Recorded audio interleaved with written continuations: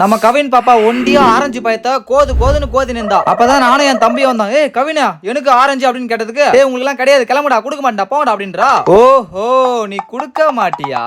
டே தம்பி, கல்லடி கூட படலாம், ஆனா கண்ணடி மட்டும் படக்கூடாது அப்படின்னு பெரியவங்க சொல்லுவாங்க. இப்ப நம்ம என்ன பண்ண போறோம்னா, அந்த ஆரஞ்சு பழத்து மேல கண்ணை வச்சு அந்த ஆரஞ்சை கீழே தள்ளுறோம். வாடா தம்பி, நம்ம போயிட்டு அந்த ஆரஞ்சு பழத்து மேல கண்ணு வைக்கலாம் அப்படின்னு நானும் என் தம்பி காரனும் அந்த திண்ணை மேல உட்காந்துன்னு அந்த ஆரஞ்சு பழத்தையே உத்து பார்த்துன்னு இருந்தோம். சும்மா பேய் கண்ணு, கொல்லி கண்ணு, அந்த கண்ணு, இந்த கண்ணு, எல்லா கண்ணையும் அந்த ஆரஞ்சு பாயத்து மேல வச்சோம். டேய் தம்பி, நல்லா ஸ்ட்ராங்கா வைடா. நாங்க பார்த்த பார்வையிலே அந்த ஆரஞ்சு பாயம் கையை தவறி கீழே விழுந்துச்சுங்க மண்ணுல. கீழே விழுந்துச்சுடா.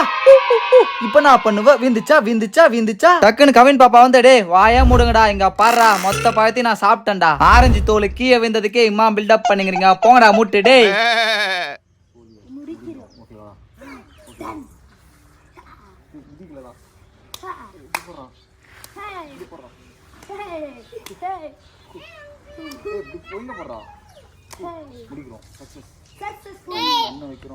நீங்க எது பண்ணாலும் சாத்து வடிய தர முடியாது, வாங்கடா.